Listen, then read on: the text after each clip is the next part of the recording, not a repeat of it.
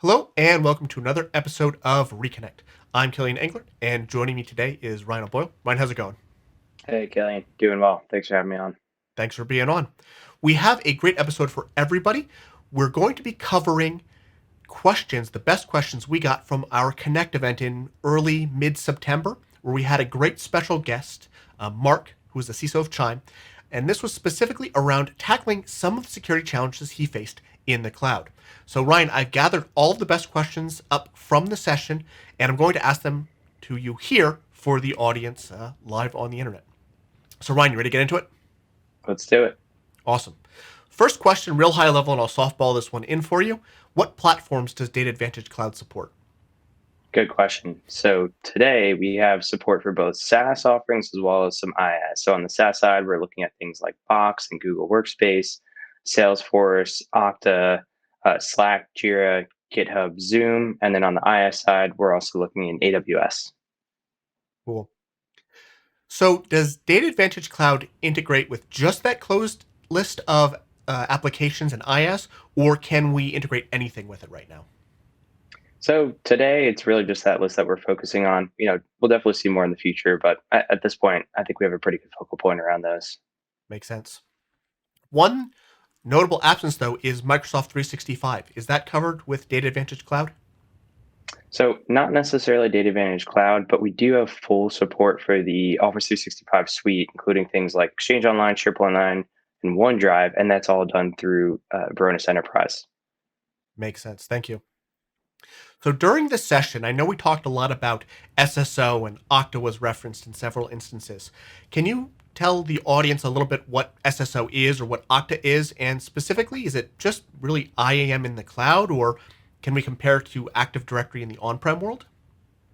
It's a little bit more than just IAM in the cloud.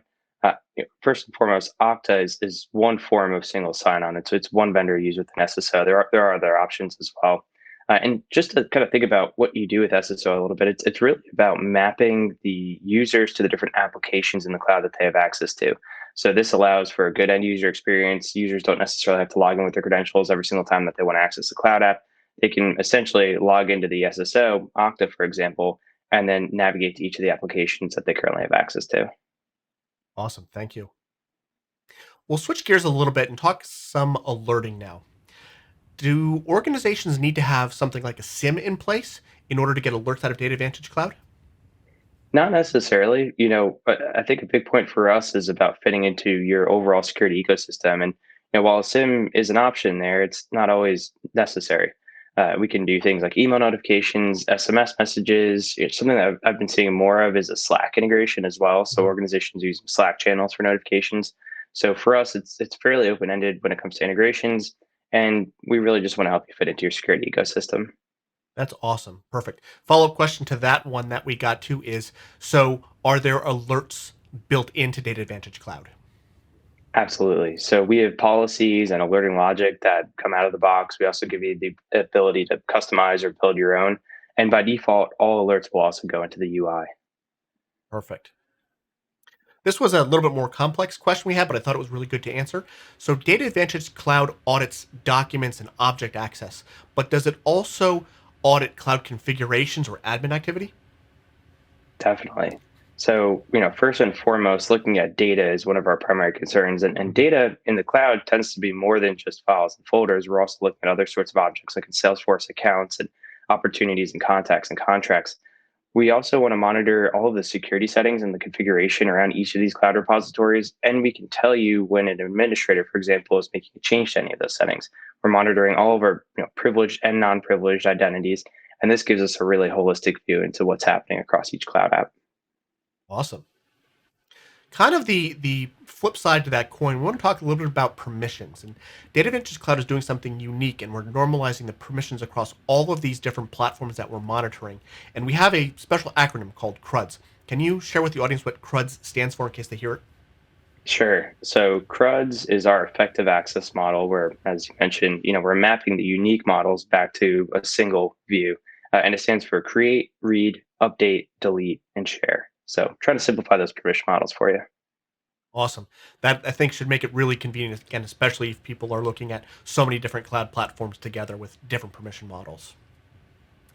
Kind of a follow up to that is really about some of the permissions and pivoting a little bit to identities. And without getting kind of crazy into the details, how does Data Advantage Cloud reliably map internal identities to external identities? For example, if you have an internal identity with a different name than the personal email address that we might see get connected. Yeah, this is a great question. It's one of my favorite aspects of the Data Advantage Cloud platform. Personal collaboration is a big issue that we see in a lot of organizations. And what we're doing first and foremost is mapping all of the entitlements or all of the permissions across every single object in each cloud resource that we're monitoring. We're able to look at each identity, or oftentimes we think of that as a user that has access to each object. And then we look at all the properties associated with each of those identities as well. There are certain indicators of things like internal versus external, and when we find those external identities, we're able to map them back to the internal identities by hitting a certain level of commonality, let's say. So certain properties are similar. We have things like activity and geolocation that are similar.